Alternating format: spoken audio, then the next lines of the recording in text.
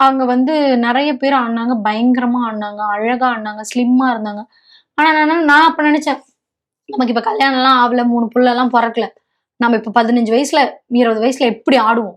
இப்ப அந்த மாரி ஆடிறணும். நல்லா எனர்ஜி போட்டு ஆடிறணும்னு சொல்லிட்டு, பாட்டு போட்ட உடனே என்னவோ ஆச்சுங்க. எனக்கு அதான் அது சொல்லக்கூட என்னால முடியல. என்னவோ பாட்டு நின்ன பிறகு தான் இப்டி இப்டி பார்க்குறேன் நான் எல்லாத்தையும். அந்த மாரி ஆட்டி அப்புறமா நீங்க செலக்டட் ஊருக்கு போங்க. நாங்க கால் பண்றோம், சொல்றோம்.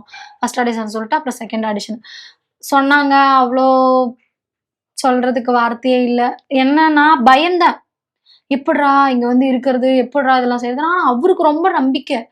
இப்போ அவருக்கு என்னன்னா, நான் நெறைய அழுதுருக்கேன். எனக்கு எல்லாமே இன்னைக்கு குடும்பம், நீங்கன்னு ஒரு பகுதி எனக்கு எந்த அளவுக்கு நீங்க முக்கியம்னு நான் அன்னைக்கு வாடுறேனோ, அந்த அளவுக்கு என் வாழ்க்கையில டான்ஸ்ன்னு ஒண்ணுன்றது முக்கியமா இருந்துச்சு. அது வந்து உனக்கு தெரியாம அவருக்கு தெரியாம தான் அது கல்யாணம் அப்படின்றது ஒண்ணு நடந்துச்சு. ஆனா, இதுக்கு மேல அத திரும்பவும் எனக்கு வரணும் அப்படின்னு சொல்லி நெனச்சது நீதாங்க. எப்படி அப்படின்னா, நான் அப்பயே நெனச்சிருந்திருக்கலாம். அத நான் நெனைக்கல. ஆனா இன்னைக்கு அத உனக்கு நான் செய்யணும்னு நெனைக்கிறேன். அதுக்கான சூழ்நிலை 10 வருஷமா நமக்கு இல்ல.